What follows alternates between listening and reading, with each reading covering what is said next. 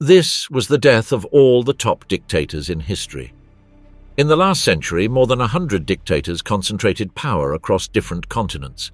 Their wars, purges, and repressions left over 100 million dead and entire nations devastated. They ruled with opposing ideologies, but with similar methods: surveillance, propaganda, and fear. Absolute power turned their countries into laboratories of political control, where loyalty was worth more than life. Some extended their rule for generations, others ended up executed, lynched, or fleeing, while a few died peacefully without facing justice. Their names are forever tied to some of the greatest documented crimes of the modern era. But what were the true ends of the 39 dictators who dominated entire countries? Did they ever pay for their crimes, or did they die unpunished? Number 1. Mengistu Haile Mariam. Mengistu Haile Mariam was born in 1937 in Walega, Western Ethiopia. He joined the military and trained in the United States as a political officer before joining the movement known as the Derg, the military council that overthrew Emperor Haile Selassie in 1974. From the first months after the coup, he established himself as a ruthless figure and concentrated control of the country under a Marxist ideology aligned with the Soviet bloc. In the mid-1970s, the regime launched a mass repression campaign known as the Red Terror. Armed youth groups and state security forces executed thousands of real or suspected opponents in cities and villages. The streets of Addis Ababa were filled with bodies, and thousands of Ethiopians were imprisoned, tortured, or disappeared. Mengistu reorganized the state under a one-party system and signed cooperation agreements with the Soviet Union and Cuba. In 1977, during the Somali invasion of the Ogaden region, Ethiopia received direct military support from Soviet and Cuban advisors, successfully repelling the offensive. However, the human cost was devastating and the economy collapsed. Between 1983 and 1985, a major famine caused hundreds of thousands of deaths while the regime denied the magnitude of the crisis and restricted international aid. With the collapse of the communist bloc, Mengistu lost his external support. In May 1991, rebel forces surrounded the capital, and the dictator secretly fled to Zimbabwe, where he was granted political asylum. In 2006, he was found guilty of genocide and crimes against humanity by an Ethiopian court and sentenced to death in absentia in 2008. Since then, he has lived protected by the Zimbabwean government, far from the country he ruled for nearly 2 decades. Number 2. François Duvalier. François Duvalier was born in 1907 in Port-au-Prince. A doctor by profession, he worked for years on rural health campaigns, which gave him the image of a popular benefactor. In 1957, he took advantage of Haiti's political instability, won the elections with a nationalist speech, and after assuming the presidency, quickly transformed the country into a personal dictatorship.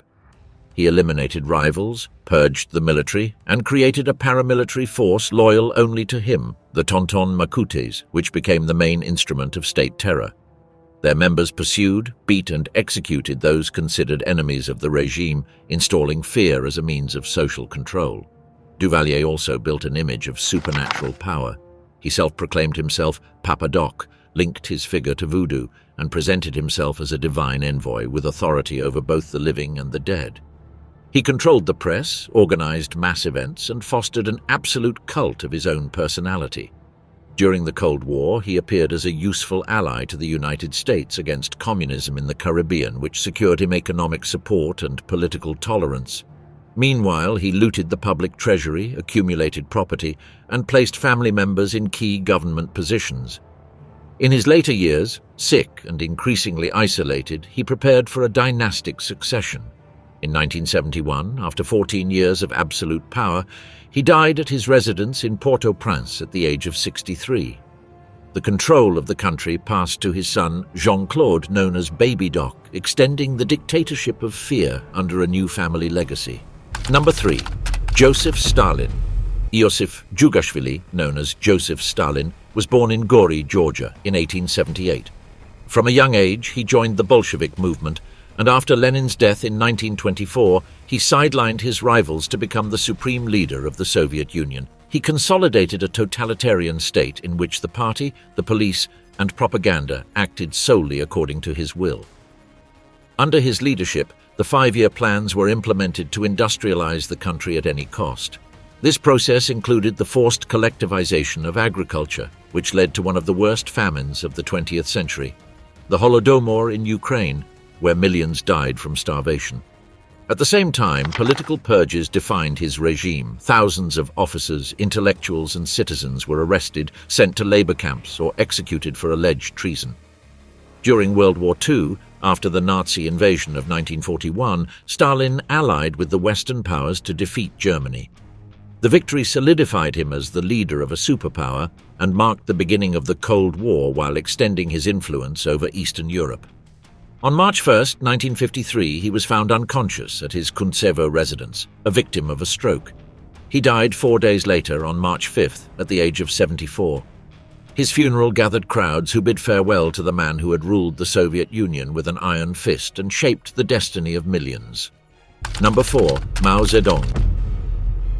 Mao Zedong was born in 1893 in Shaoshan, Hunan province. He was a teacher, a communist activist, and one of the founders of the Chinese Communist Party. After years of civil war and fighting against Japan in 1949, he proclaimed the establishment of the People's Republic of China and consolidated himself as the supreme leader, building a system based on Marxist ideology and the cult of his personality. To transform the country, he initiated radical campaigns. The Great Leap Forward aimed to industrialize China through agricultural collectivization, but it led to the collapse of production and a famine that caused tens of millions of deaths. In the 1960s, he launched the Cultural Revolution, an offensive to eliminate those considered bourgeois or counter-revolutionary. Youth organized as Red Guards destroyed temples, universities, and persecuted millions of people. As the years passed, his health deteriorated significantly. In September 1976, he suffered a stroke that left him paralyzed and died days later on September 9th at the age of 82. His death marked the end of a quarter-century of rule that irreversibly transformed the fate of China. Number 5. Porfirio Diaz. Porfirio Diaz was born in 1830 in Oaxaca. He was a soldier and a key figure in the war against the French intervention. After several failed attempts at rebellion, he took power in 1876 and established an authoritarian regime that would shape Mexico's history for more than 3 decades. He promised order and progress, but his government was maintained through electoral fraud, censorship, and repression. During the Porfiriato, the country underwent significant modernization, driven by foreign investments and large infrastructure projects. However, wealth was concentrated in the hands of a few, while peasants and indigenous people were stripped of their lands and opponents were imprisoned or exiled. In 1910, despite promising free elections, Diaz ran for re-election and won through manipulated results. The fraud sparked the Mexican Revolution, led by Francisco Bromer Madero. Surrounded by the insurrection, Diaz resigned on May 25, 1911, and went into exile in Paris, where he spent his final years away from politics. He died on July 2, 1915, at the age of 84, far from the country he had governed for over 30 years. Number 6. Benito Mussolini. Benito Mussolini was born on July 29, 1883, in Predappio, Italy. He was a teacher, journalist, and soldier during World War I.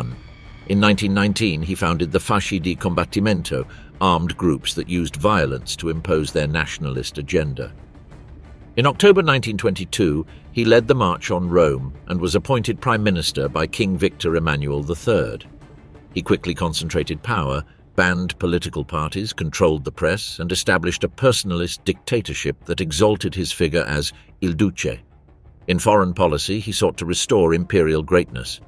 He invaded Ethiopia in 1935 and allied himself with Nazi Germany in 1939.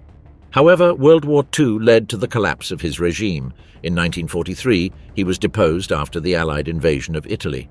In 1945, with the country in ruins, he tried to escape to Switzerland with his companion Clara Petacci.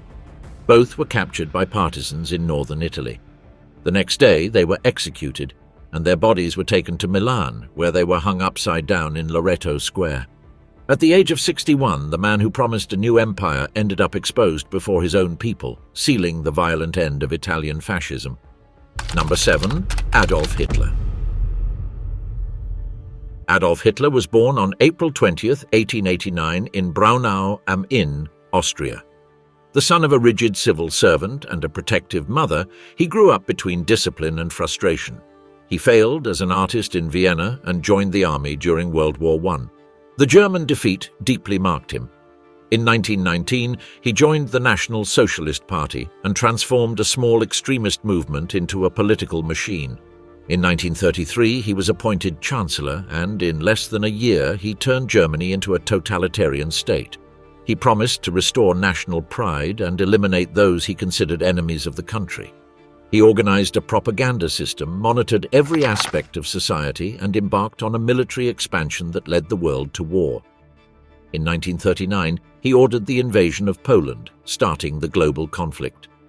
During the early years, his troops dominated much of Europe, but the invasion of the USSR and the entry of the United States changed the course of events. By 1945, Germany had been reduced to ruins, cities were in rubble, and millions of people had died. Hitler locked himself in a bunker beneath the Reich Chancellery in Berlin with his closest circle. Outside, the Soviets advanced street by street. Inside, the leader watched as his project collapsed. On April 30th, 1945, as enemy fire reached the surface, his life ended within the shelter. His assistants, following precise orders, cremated the bodies to prevent them from being displayed. Days later, the Red Army captured the capital and the Third Reich vanished. Hitler was 56 years old. His death sealed the collapse of a regime that had promised 1,000 years of power and left behind a devastated continent marked by horror and destruction. Number 8. Antonio López de Santa Anna. Antonio López de Santa Anna was born on February 21, 1794, in Jalapa, Veracruz. He began his military career in the Viceroyalty and supported Mexico's independence after initially serving in the Royalist Army. His ambition led him to the presidency on 11 occasions between 1833 and 1855, making him a central and controversial figure in 19th-century Mexican history. Throughout his life, he changed ideologies according to circumstances. He was liberal, conservative, centralist, and Republican. He participated in numerous armed conflicts, from the War of Independence to the so-called Pastry War and the U.S. intervention. His role in the war with the United States was decisive, and he ended up being remembered as the leader who lost more than half of the national territory after the Treaty of Guadalupe Hidalgo in 1848. His relationship with power was unstable. He governed harshly, imposed taxes, dissolved congresses, and proclaimed himself Serene Highness. His last presidency in 1853 ended with his definitive fall. Overthrown by a liberal uprising, he went into exile and lived in Cuba, Colombia, the United States, and the island of St. Thomas, while Mexico tried to reorganize after decades of instability. In 1874, he returned to the country under an amnesty granted by President Sebastián Lerdo de Tejada. Old and ill, he spent his final years in Mexico City, away from politics. He died on June 21, 1876, at the age of 82 of natural causes. Number 9. Victoriano Huerta. José Victoriano Huerta Márquez was born on March 23, 1845, in Colotlán, Jalisco. He trained at the Military Academy of Chapultepec and developed a career marked by discipline and harshness. After the fall of Porfirio Díaz in 1911, he joined the government of Francisco Tlazomtov and Madero, though he soon began conspiring against him. On February 18, 1913, with the support of Félix Díaz, he led the coup known as the Decena Trágica. Amid the fighting in Mexico City, he ordered the assassination of Madero and Vice President José María Pino Suárez. Once in power, he dissolved Congress and established a military dictatorship. His regime was rejected both inside and outside the country. The United States refused to recognize him, and revolutionary forces advanced under the leadership of Venustiano Carranza, Emiliano Zapata, and Pancho Villa. In July 1914, militarily surrounded, he resigned and went into exile. He attempted to organize an armed return from abroad, but was arrested in the United States in 1915 for conspiracy. Sick and imprisoned at Fort Bliss in El Paso, Texas, he died on January 13, 1916, at the age of 70, from liver cirrhosis exacerbated by years of alcoholism. Number 10. Fulgencio Batista. Fulgencio Batista y Saldívar was born on January 16, 1901, in Baines, Holguin province. He joined the army at a young age and quickly rose through the ranks. In 1933, he led the uprising known as the Sergeants' Revolt, after which he became the central figure of Cuban power. In 1940, he was elected president in what were considered democratic elections. Upon leaving office in 1944, he went into exile but returned determined to regain control. On March 10, 1952, he led a coup that annulled the elections and reinstated a military regime. His second term was marked by censorship, repression, and corruption. Social discontent grew as armed opposition movements emerged.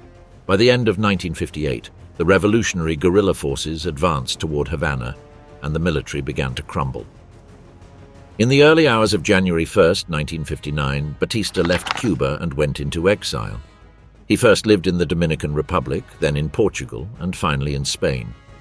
He settled in Marbella, where he died on August 6, 1973, at the age of 72 from a heart attack. His final years were spent in discretion, far from the country he had ruled with an iron fist for more than a decade. Number 11. Francisco Franco. Francisco Paulino Hermenegildo Teodulo Franco Bahamonde was born on December 4, 1892, in El Ferrol, Galicia. He joined the military at a young age and gained prestige for his discipline during campaigns in Morocco. In 1926, he was promoted to general, becoming one of the youngest in Spanish military history. In July 1936, he led a military uprising against the Second Republic. The Civil War lasted for 3 years, culminating in 1939 with his victory and the establishment of a dictatorship. With the support of Nazi Germany and Fascist Italy, he concentrated power and governed Spain under an authoritarian regime with a single party. For decades, he abolished political parties, censored the press, and persecuted opposition. His regime was defined as national Catholic and promoted the cult of his figure as Caudillo. Although Spain remained officially neutral during World War II, it collaborated logistically with the Axis powers. In the 1950s, he initiated an economic opening that partially modernized the country without altering political control. From the 1960s onwards, his health deteriorated, and he began delegating responsibilities to his inner circle. On November 20, 1975, he died in Madrid at the age of 82 due to heart failure. Number 12. Kim Il-sung. Kim Il-sung was born on April 15, 1912, in Mangyongdae, near Pyongyang, when Korea was under Japanese rule. His original name was Kim Song-ju. From a young age, he participated in communist movements and fought against Japanese forces. During World War II, he served in the Soviet Red Army and, with Moscow's support, returned to the Korean peninsula after Japan's defeat. In 1948, he proclaimed the Democratic People's Republic of Korea and assumed leadership of the new state. In 1950, he authorized the invasion of South Korea, starting the Korean War. After 3 years of fighting and millions of deaths, the conflict ended in an armistice, leaving the peninsula divided. Kim then consolidated his absolute power. He promoted the ideology of Juche based on self-sufficiency and established a totalitarian system supported by an intense cult of personality. For decades, he controlled all aspects of the state and prepared an unprecedented hereditary succession in a communist regime. In the early 1990s, North Korea became isolated after the fall of the socialist bloc. In June 1994, he held talks with U.S. representatives amid nuclear tensions. On July 8, 1994, he died at the age of 82 after a heart attack at his residence in Hyeongsan. His body was embalmed and displayed at the Kumsusan Palace, where he remains as the eternal president of the country he founded. Number 13. Kim Jong-il. After the death of Kim Il-sung, leadership passed to his son Kim Jong-il, marking the first hereditary succession in a communist state. Born in 1941 in the USSR, he was groomed from a young age to be his father's successor and for years wielded power in the shadows, controlling the military apparatus, security, and media. When he officially took power in 1994, he was proclaimed dear leader and deepened the cult of personality. His rule coincided with a severe economic crisis and a famine that left hundreds of thousands dead, while the regime maintained its isolation and prioritized the military under the Songun principle. In foreign policy, he alternated diplomatic gestures with progress in the nuclear program, strengthening his position against the United States. Starting in 2008, after suffering a stroke, he reduced his public appearances and prepared the succession of his youngest son. On December 17, 2011, during a train trip, he died at the age of 70 from a heart failure. His body was placed next to his father's in the Kumsusan Palace, sealing the continuity of the dynasty started 6 decades earlier. Number 14. Kim Jong-un. After the death of Kim Jong-il in 2011, power in North Korea passed to his youngest son, Kim Jong-un. Educated in Switzerland and rapidly prepared for leadership, he was presented from a young age as the direct heir of the dynasty established by Kim Il-sung. Upon assuming leadership, he concentrated key positions within the state, the military, and the Workers' Party. He promised ideological continuity under the principles of Yuchun Songgun, but introduced a more media-savvy style, projecting an image of modernity within the same closed system. In the early years, he conducted internal purges to consolidate his authority. His government maintained international isolation but advanced in nuclear development. The missile tests and nuclear trials in 2016 and 2017 provoked global sanctions, while reinforcing his position domestically. Since 2018, he has engaged in diplomatic meetings with South Korea, China, and the United States. The summits with Donald Trump were presented as achievements, although they did not produce lasting agreements. Domestically, the country continues to face economic and food shortages. Kim Jong-un continues to maintain absolute control over power in North Korea. He has solidified his image as the supreme leader and promotes the continuity of the dynasty, preparing for a future succession within his own family. Number 15. Fidel Castro. Fidel Alejandro Castro Ruz was born in 1926 in Biran, in the province of Oriente. After starting in university politics, he led a failed armed uprising in 1953 that resulted in his imprisonment. Released a few years later, he organized a guerrilla movement from exile, landing in Cuba in 1956. After a guerrilla war, he overthrew the dictatorship of Fulgencio Batista on January 1, 1959. Once in power, he radically transformed the political and economic structure of the country. He nationalized companies, established a single-party system, and aligned Cuba with the Soviet Union.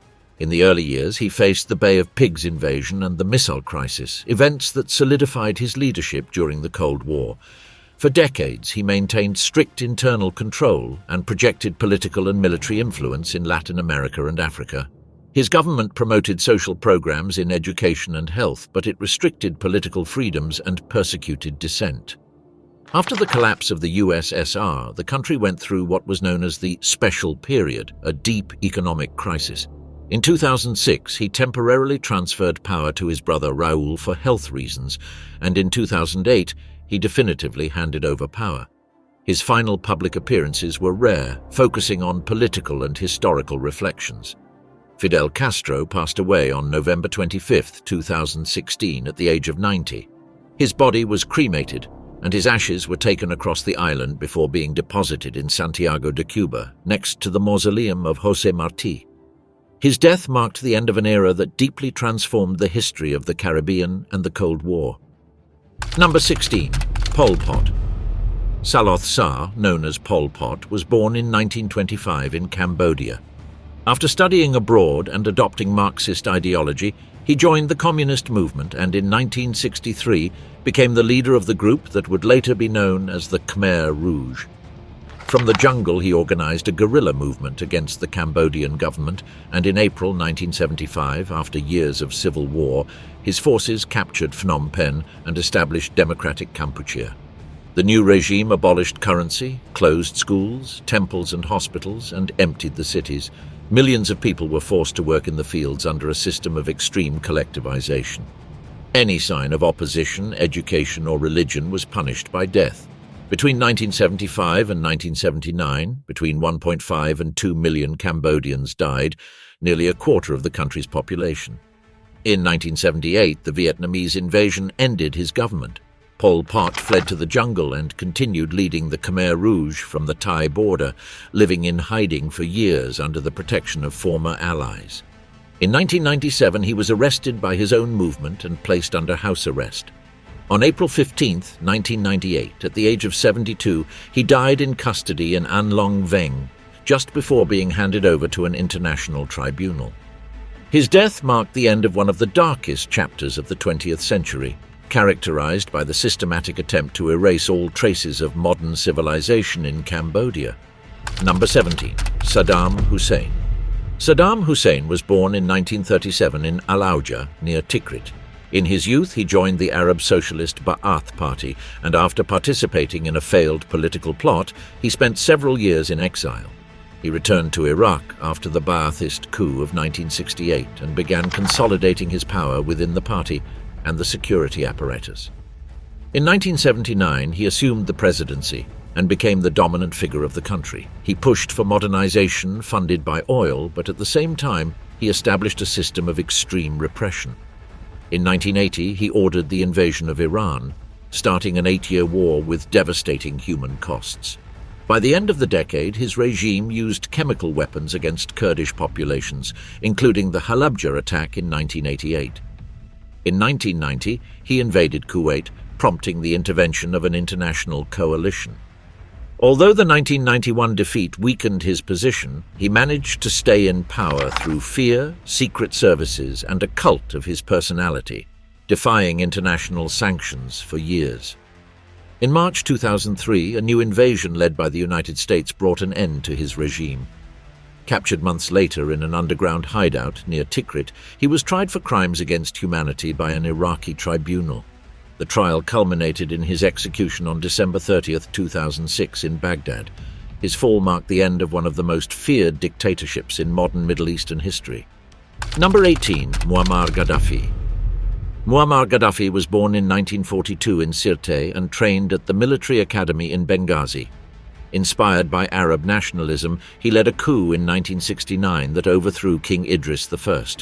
At just 27 years old, he took control of the country. Once in power, he abolished the monarchy, nationalized oil, and expelled foreign military bases, promoting a policy of independence from the West. In 1977, he proclaimed the Jamahiriya, a personalist political model that concentrated power in his figure. During the 1970s and 1980s, his regime was accused of supporting insurgent movements and attacks abroad. In 1986, the United States bombed Tripoli and Benghazi. Gaddafi survived and strengthened his image as a defiant leader against Western powers.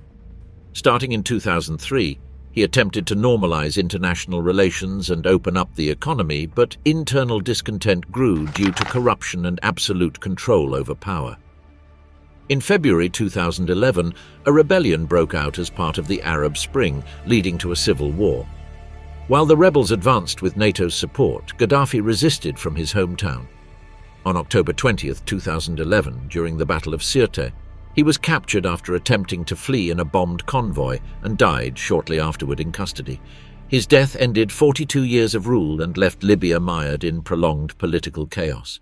Number 19. Augusto Pinochet. Augusto José Ramón Pinochet Ugarte was born in 1915 in Valparaiso and developed a military career that led him to become Commander-in-Chief of the Armed Forces.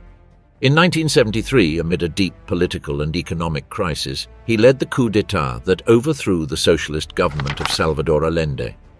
After the coup, he took charge of the military junta and later became president of the republic. His regime dissolved the Congress, banned political parties, and exerted total control over the media. Thousands of opponents were arrested, tortured, or disappeared during the early years of the dictatorship. In the 1980s, he implemented a liberal economic model that opened the country to foreign investment and privatized state-owned companies. These policies generated growth, but also deepened social inequality. In 1980, he approved a new constitution that consolidated his power and set a political calendar. The 1988 plebiscite, called to extend his mandate, resulted in defeat and marked the beginning of a democratic transition. In 1990, he handed over the presidency, though he remained commander of the army until 1998. That same year, he was arrested in London under an order from Spanish justice, accused of human rights violations. After a prolonged legal process, he returned to Chile for medical reasons. He died on December 10, 2006 in Santiago at the age of 91 due to heart failure. He was never convicted. His figure continues to divide Chile between those who remember him as a dictator and those who associate him with the country's economic modernization. Number 20. Rafael Trujillo. Rafael Leónidas. Trujillo Molina was born in 1891 in San Cristobal. After joining the military, he seized power in 1930 with military support and was elected president in manipulated elections, beginning a dictatorship that would last for over 30 years. His regime established total control over the country. Trujillo dominated the army, the state, the media, and the economy, and promoted an extreme personal cult. While he initiated public works and some economic stability, he ruled through repression, fear, and corruption.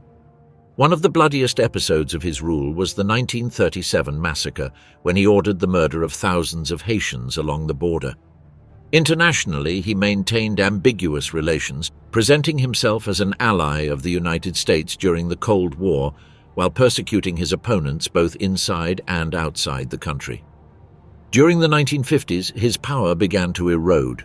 International isolation, assassination attempts against political adversaries, and growing internal discontent weakened his control, while sectors of the church and the military distanced themselves from the regime. On the night of May 30th, 1961, while returning to his residence in San Cristobal, he was ambushed by a group of conspirators linked to his own military circle.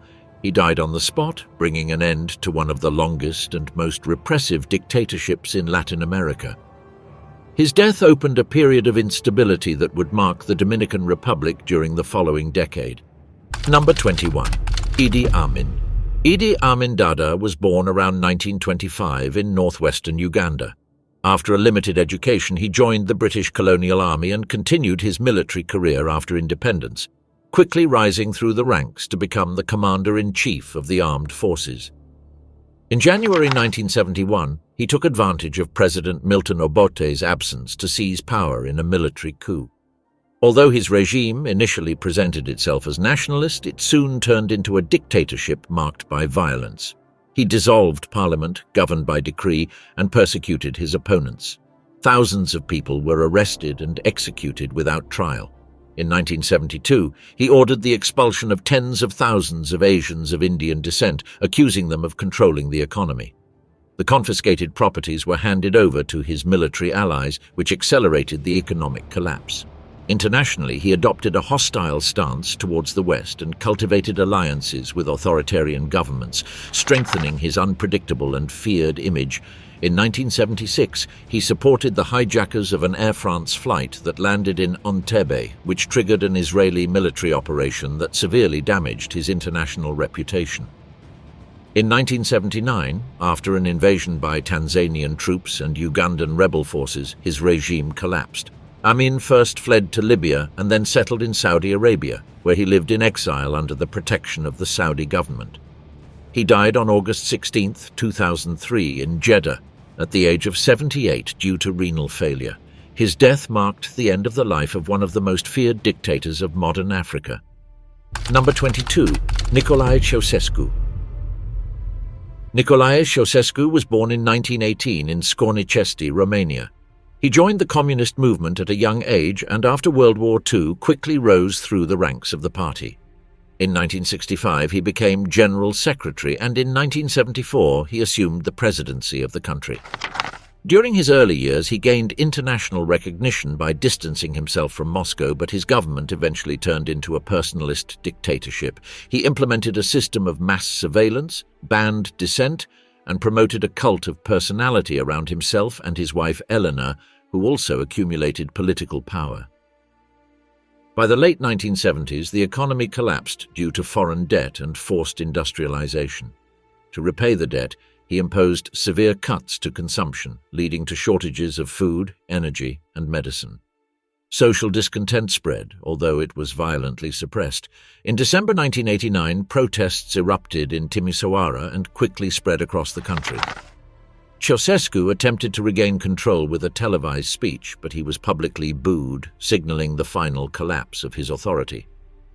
On December 22nd, the army joined the uprising and Ceaușescu and his wife fled by helicopter. They were captured shortly afterward and tried by an impromptu military tribunal. On December 25, 1989, both were executed after a summary trial. With their fall, Romania ended 24 years of one of the most repressive regimes in Eastern Europe. Number 23. Hosni Mubarak. Mohammed Hosni Mubarak was born on May 4, 1928, in Kafr el-Masella, Egypt. He trained at the military academy and in the Air Force, graduating as a pilot in 1950. He rose to become the commander of the Air Force in 1972. His role in the Yom Kippur War of 1973 earned him prestige and the trust of President Anwar el-Sadat. After Sadat's assassination in 1981, Mubarak assumed the presidency. He governed for nearly 30 years, one of the longest mandates in the Middle East. He maintained the peace treaty with Israel and the strategic alliance with the United States, ensuring military and economic support. His regime was characterized by authoritarianism, corruption, and the repression of the opposition. During the 1990s, he faced Islamist attacks and reinforced state control. Elections were held regularly, but under a system dominated by his party. Although there was stability in public works, poverty and unemployment persisted among large sectors of the population. In January 2011, massive protests inspired by the Arab Spring broke out. Mubarak tried to resist through concessions and cabinet changes, but the demonstrations grew and paralyzed the country. On February 11, 2011, he resigned from power and was transferred to a military hospital under custody. In the following years, he faced trials for corruption and for the deaths of protesters, with successive convictions and acquittals. After ongoing health problems, he died from medical complications on February 25, 2020, in Cairo, at the age of 91. His death officially closed the chapter of one of the longest and most controversial regimes in the Arab world. Number 24. Robert Mugabe. Robert Gabriel Mugabe was born on February 21, 1924, in southern Rhodesia, under British rule. He was educated by Jesuit missionaries and studied at the University of Fort Hare in South Africa, where he came into contact with African nationalism. He worked as a teacher and, after a stay in Ghana, became permanently involved in the independence movements. In 1960, he returned to his country and joined the Zimbabwe African People's Union, ZAPU. Shortly after, he founded the Zimbabwe African National Union, ZANU. His political activity led to his imprisonment for a decade, during which he consolidated his leadership. After his release, he led from exile the armed struggle against the white regime of Ian Smith. In 1980, with Zimbabwe's independence, he was elected Prime Minister. His early years were marked by reconciliation and the expansion of education and healthcare, but he soon moved toward absolute control of power. Between 1982 and 1987, he launched a military operation in Matabeleland that left thousands of civilians dead and marked the beginning of systematic repression. In 1987, he reformed the constitution and assumed the presidency with total powers. During the 1990s, the economy collapsed. In 2000, he ordered the confiscation of land from white farmers, triggering the agricultural collapse and international sanctions. Despite this, he remained in power through disputed elections and repression. In 2017, he was overthrown by a military coup led by former allies. He retired to Harare and later traveled to Singapore for medical treatment. He died there on September 6, 2019, at the age of 95, after nearly 4 decades in power. His figure is divided between that of an anti-colonial liberator and that of the dictator who ruined his own country. Number 25. Enver Hoxha. Enver Hoxha was born on October 16, 1908, in Gjirokastra, Albania. He studied in France and Belgium and returned to his country in 1936, where he joined the communist movement and participated in the resistance against the Italian occupation during World War II. In 1944, after the German withdrawal, his partisan army took power and Hoxha became the leader of the new socialist state. From the beginning, he established a one-party regime sustained by political repression. He eliminated rivals within the Labour Party and subordinated all sectors of the country to his control. Albania was declared the People's Republic and adopted successive models inspired by Yugoslavia and the Soviet Union.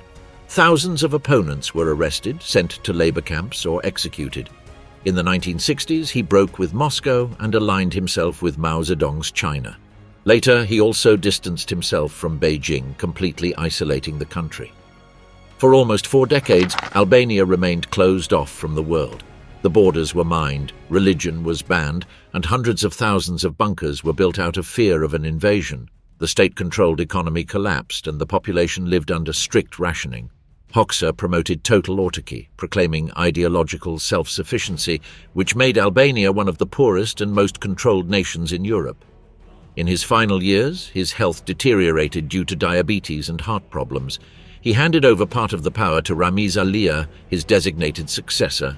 He died on April 11, 1985, in Tirana, at the age of 76 after several months under medical care. Number 26, Slobodan Milosevic.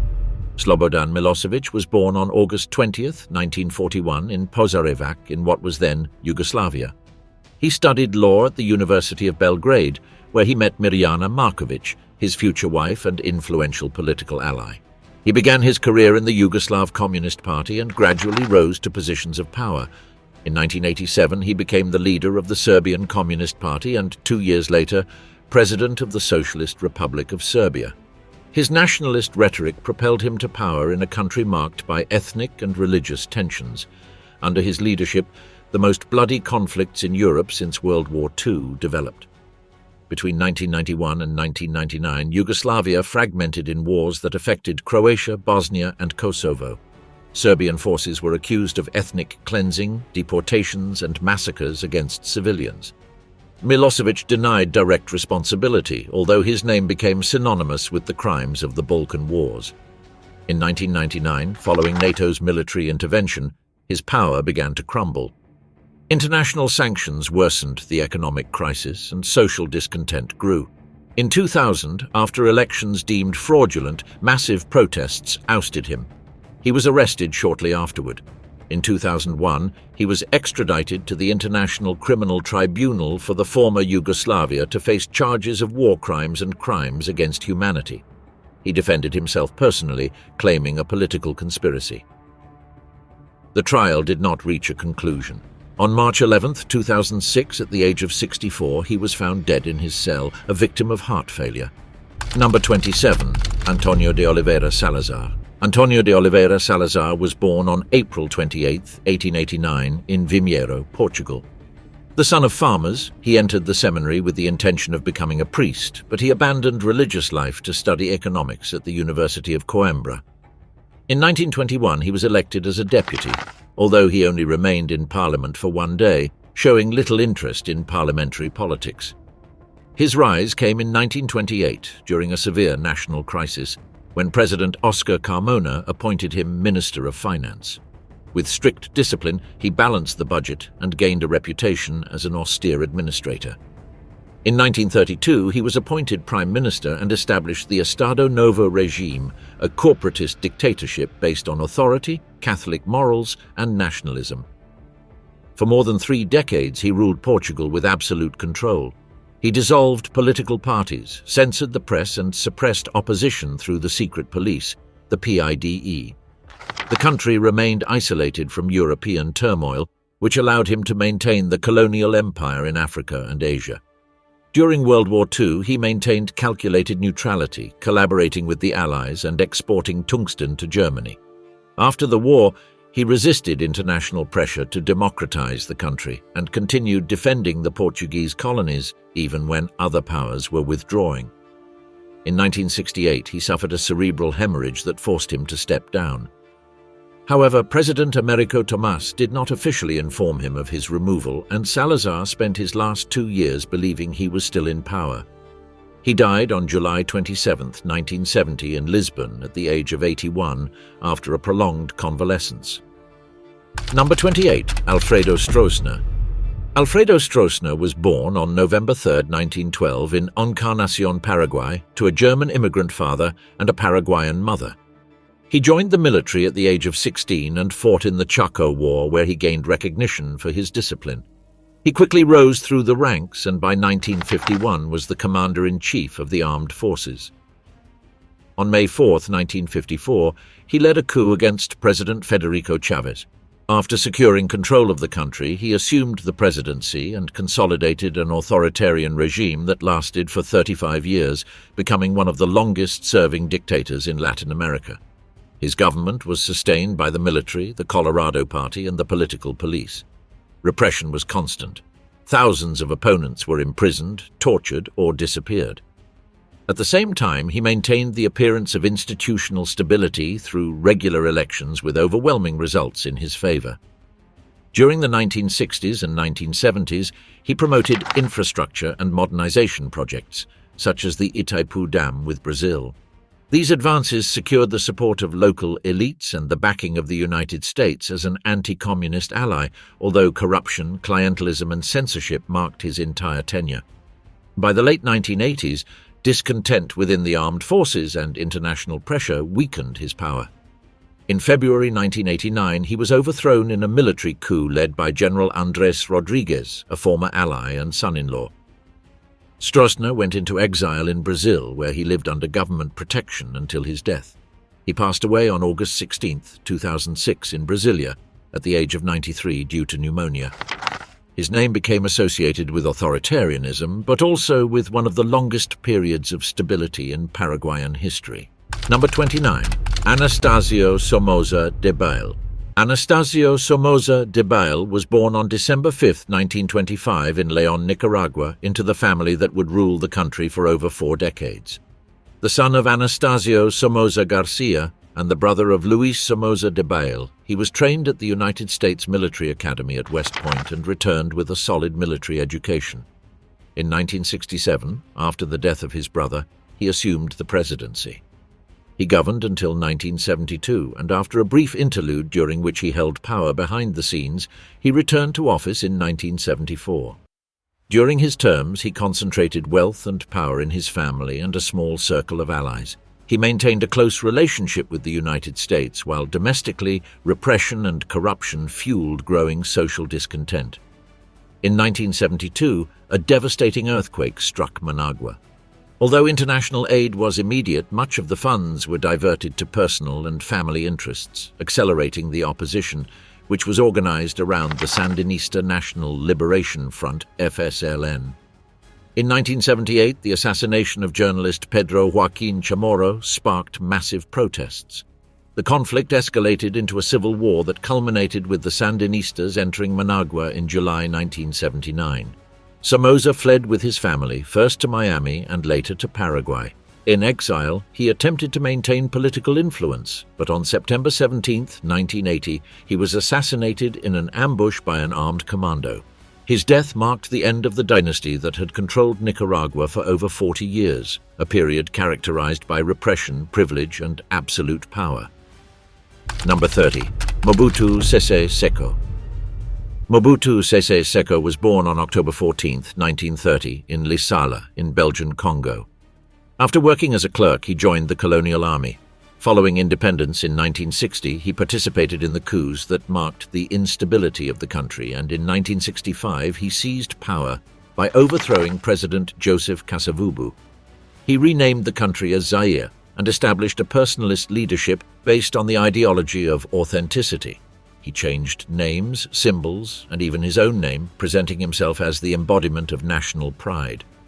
In practice, his government turned into a dictatorship supported by repression, corruption, and a cult of personality. For 3 decades, he concentrated wealth within his inner circle while the population became increasingly impoverished. His allies controlled the country's key mineral resources, and he amassed a vast personal fortune. His regime combined ostentation with violence, backed by a loyal military apparatus. During the Cold War, he was supported by the United States and Europe as a strategic ally. With the end of this context, his power quickly eroded under the weight of corruption and internal discontent. In 1997, as the rebel forces led by Laurent Désiré Kabila advanced, he fled the country and took refuge in Morocco. He died on September 7, 1997 in Rabat at the age of 66 from advanced cancer. His downfall symbolized the end of one of Africa's longest and most extravagant dictatorships. Number 31. Yahya Khan. Agha Muhammad Yahya Khan was born on February 4, 1917 in Chakwal in British India. He was trained at the Indian Military Academy and continued his career after the independence of Pakistan, quickly rising through the ranks of the army. In 1966, he was appointed Chief of Army Staff, and in 1969, he assumed the presidency following the resignation of Ayub Khan. Although he promised to restore democracy, he established a military government. In 1970, he called for the first general elections in the country, the results of which led to the greatest national crisis. The Awami League, led by Sheikh Mujibur Rahman, won a majority in East Pakistan, but the central government refused to recognize the victory. The military response was brutal. Operations in Dhaka and other cities caused tens of thousands of deaths and a massive exodus to India. In December 1971, Indian intervention led to Pakistan's defeat. The Pakistani army surrendered and Bangladesh was born, marking the political and military collapse of his regime. On December 20, 1971, he handed over power to Zulfikar Ali Bhutto and was placed under house arrest. He lived in seclusion in Rawalpindi until his death on August 10, 1980, at the age of 63, after suffering a stroke. His figure became associated with the general who lost half of the country and irrevocably altered the geography of South Asia. Number 32. Islam Karimov. Islam Karimov was born on January 30, 1938, in Samarkand, then part of the Soviet Union. Orphaned as a child, he was raised by the state. He studied engineering and economics in Tashkent and began his political career in the Communist Party, where he quickly rose through the ranks. In 1989, he was appointed First Secretary of the Communist Party of Uzbekistan, and after the dissolution of the USSR in 1991, he became the first president of the independent country. He promised stability but consolidated a highly authoritarian power, controlling all the state's institutions. He justified his model as a means to prevent regional chaos. His regime restricted the press, annulled any real opposition, and harshly repressed Islamist movements. In 2005, the Andijan protests were violently crushed, with hundreds of deaths and international condemnation. Despite this, he maintained external support due to the country's strategic position. The economy grew modestly, driven by cotton, gas, and gold, with benefits concentrated in the elite. Re-elected through controlled elections, he governed for over 25 years. In August 2016, he suffered a stroke that left him in critical condition. He passed away on September 2, 2016, in Tashkent at the age of 78. His death marked the end of an era of absolute control and opened an uncertain transition for Uzbekistan. Number 33. Wojciech Jaruzelski. Wojciech Jaruzelski was born on July 6, 1923, in Kurów, Poland. After the Soviet invasion in 1939, he was deported with his family to Siberia.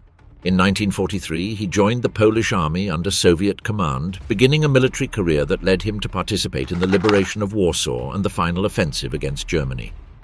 After the war, he remained in the armed forces of the Polish People's Republic and rose rapidly through the ranks.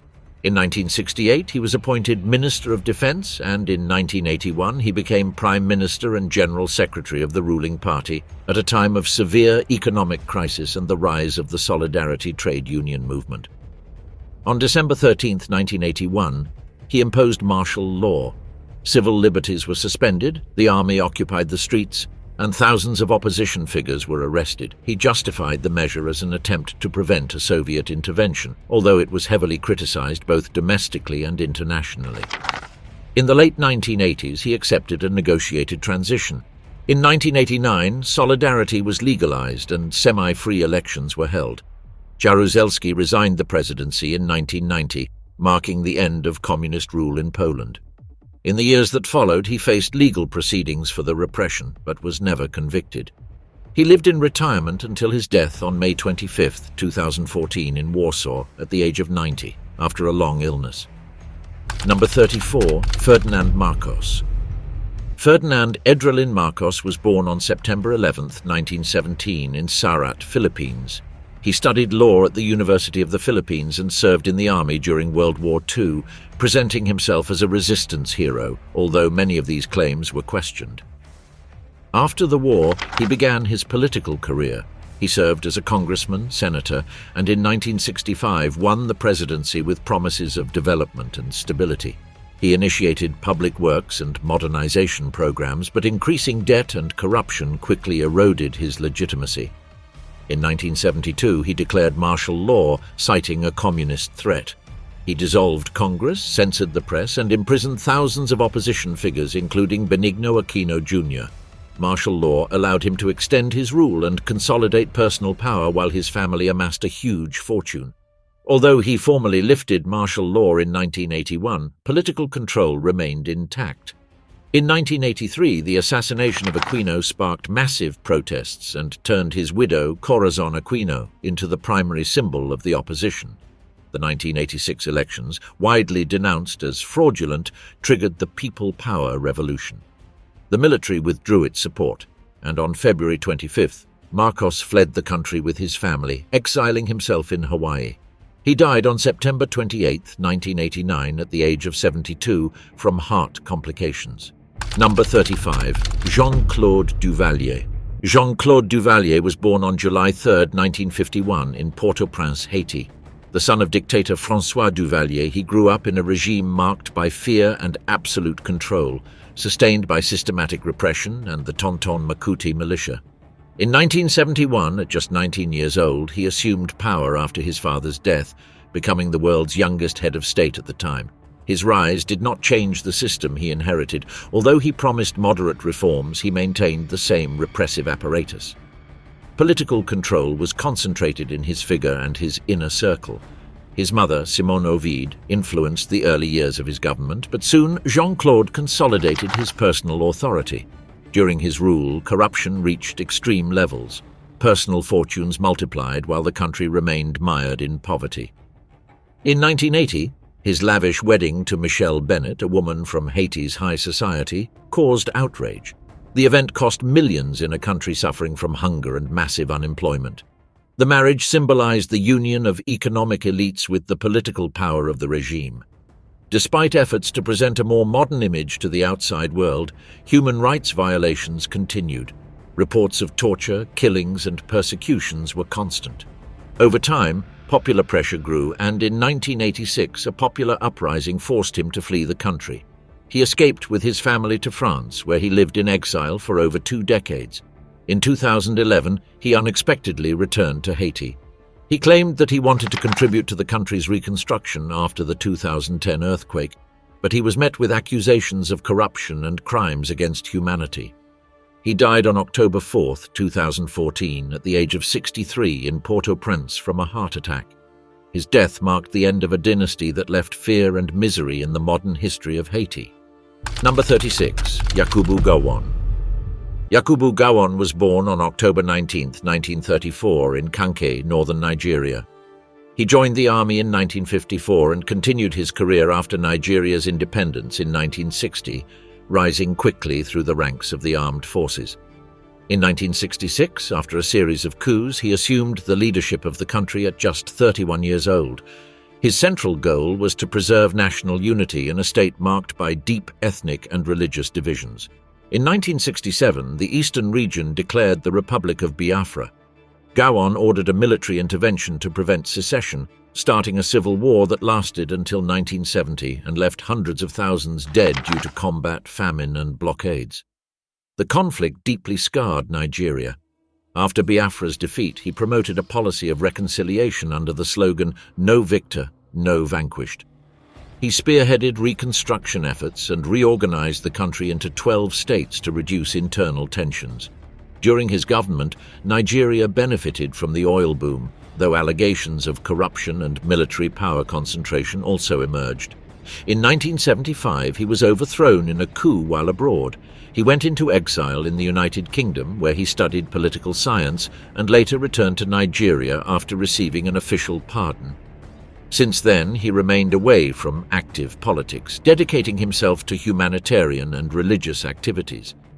His figure became associated with the attempt to keep together a deeply fragmented country. Number 37. Hissène Habré. Hissène Habré was born in 1942 in Faya-Largeau, in the north of present-day Chad. He came from a family of the Toubou ethnic group and studied political science in France. Upon his return to the country in the 1960s, he joined the rebel movements that opposed the central government. His military skills led him to become a leader of one of the main factions during the civil war that ravaged Chad for decades. In 1982, he took power after overthrowing President Goukouni Ouédé. With support from the United States and France, he established an authoritarian regime under the pretext of stopping Libyan expansion into the country. During his rule, he created the Directorate of Documentation and Security, a secret police force tasked with persecuting opponents and suspects. Thousands of people were arrested, tortured, or disappeared during his years in power. Habré concentrated political and economic control in the country, favoring his ethnic group over others. His regime created a climate of fear that paralyzed Chadian society. Repression was especially harsh against the southern communities and anyone who questioned his authority. By the late 1980s, his relationship with foreign powers weakened, and his former allies began withdrawing support. In 1990, he was overthrown by the forces of Idriss Déby, his former military chief, and fled to Senegal. There he lived discreetly for years until human rights organizations pushed for legal proceedings against him. After a long legal battle, he was tried in 2016 by a special court in Dakar and sentenced to life imprisonment for war crimes, torture, and political murders. He remained in detention until his death on August 24, 2021, at the age of 79 due to health complications. His story left one of the darkest marks in the memory of post-colonial Africa. Number 38, Hugo Chavez.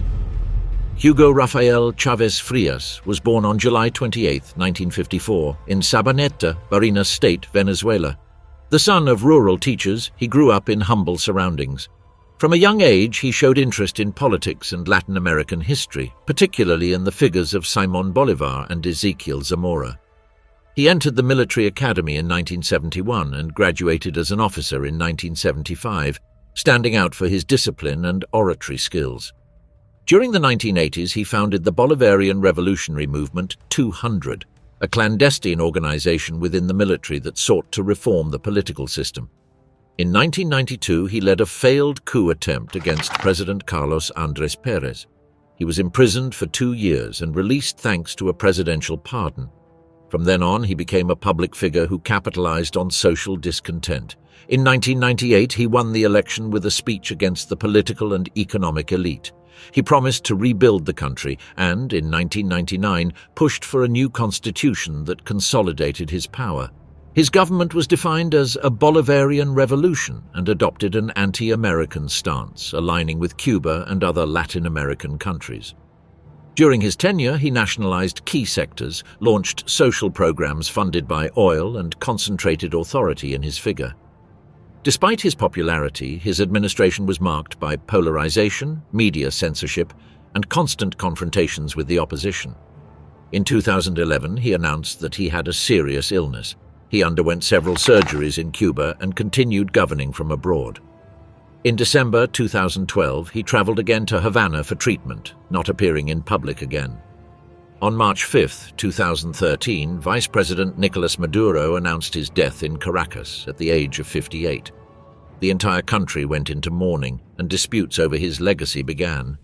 His figure divided the nation. For some, he was a popular leader who gave a voice to the poor, while for others, he was responsible for a profound political and economic crisis. Number 39, Manuel Noriega. Manuel Antonio Noriega was born on February 11, 1934, in Panama City. From humble origins, he entered the Corrillos military school in Peru, where he trained as an officer.